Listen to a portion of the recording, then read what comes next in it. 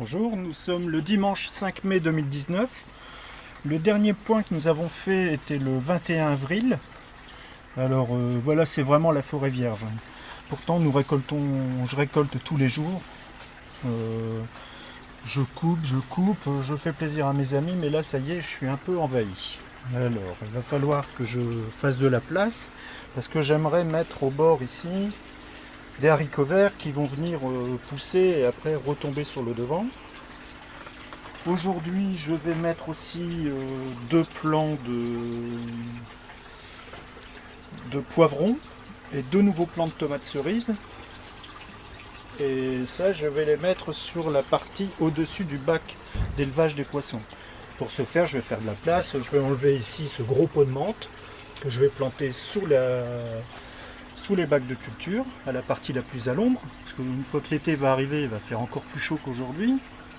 Ce matin, il faisait 7 degrés à l'extérieur. Et là, on voit qu'à cette heure-ci, il doit être 15 heures, l'eau est à 14 degrés 3, et il fait 19 degrés 3 à l'intérieur et 14 degrés 3 à l'extérieur. Donc il fait quand même un petit rayon de soleil, ça suffit pour réchauffer la serre.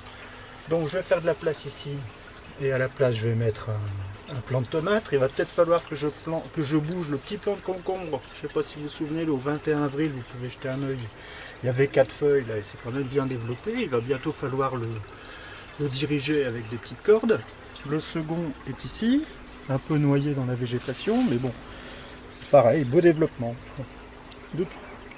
Au plus il y a de végétation autour, au plus ça se développe. C'est terrible. Donc le cresson commence à monter. Il a fait un peu chaud, vous voyez, donc ici il y a des futurs bouquets floraux. Je ne sais pas si on les voit. Et il commence à avoir des pucerons. Ici, des petits pucerons. Mais bon, c'est pas grave, on lave à grande eau. On remet l'eau dans les bacs à poissons. Enfin, actuellement, l'eau de lavage du cresson, je le remets dans les bacs d'élevage de mes tilapias. Ça leur fait des petites proies. Ils se jettent dessus. Donc là, je vais récolter toutes les tiges qui dépassent de cresson. Mais bon, quand le cresson commence à faire des longues tiges comme ça, il est beaucoup plus ligneux. Donc j'en ai déjà récolté ici. Voilà. Donc là, à partir de là, je n'enlève que les petites feuilles. Et je jette les tiges. Donc là, je le fais à la main, mais sinon je les coupe au ciseau, avec des ciseaux. Voilà. Et ça, cette tige-là, je la jette.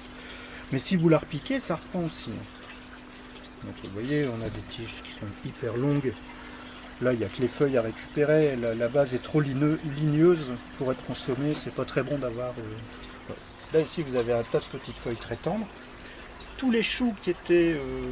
j'ai dû faire de la place. Il y avait des choux qui allaient commencer à monter en graines. J'ai récupéré toutes les feuilles bien tendres en enlevant les tiges, ainsi que les fleurs.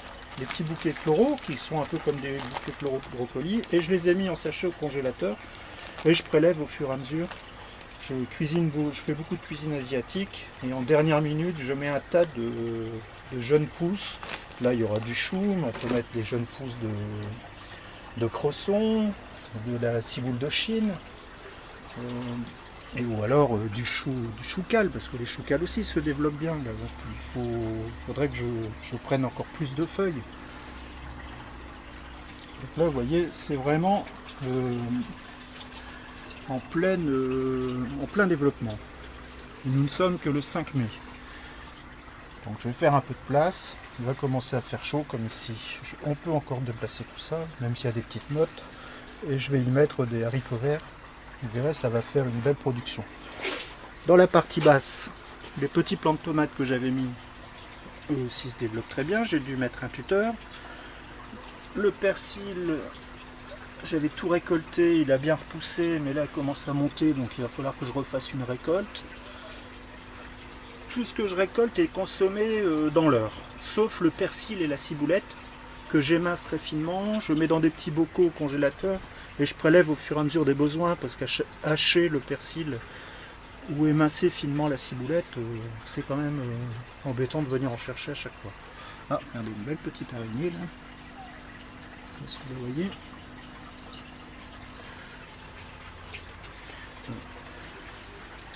Voilà. Et toujours la culture de mélantido.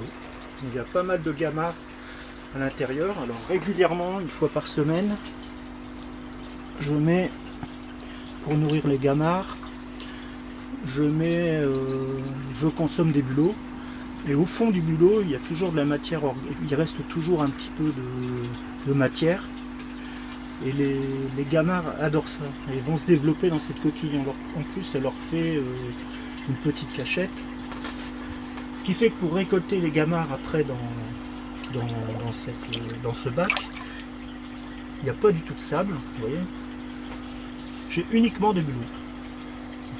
Au fur et à mesure, j'en ai acheté pas mal, j'ai consommé la chair, je les ai mis au congélateur et j'en mets un par semaine. Est-ce qu'on va en voir un là-dedans? Non, celui-là n'est pas de gamard dedans. Mais sinon, ça leur fait une petite cachette et en même temps une source de nourriture. Alors ici, il n'y a pas de gamard non plus, mais enfin. Sinon, il y en a beaucoup dans le bac d'élevage. Voilà. Alors ici, vraiment la partie la plus difficile à exploiter, j'ai mon plan d'estragon et je vais y mettre la menthe que je vais enlever du bac de culture juste au-dessus.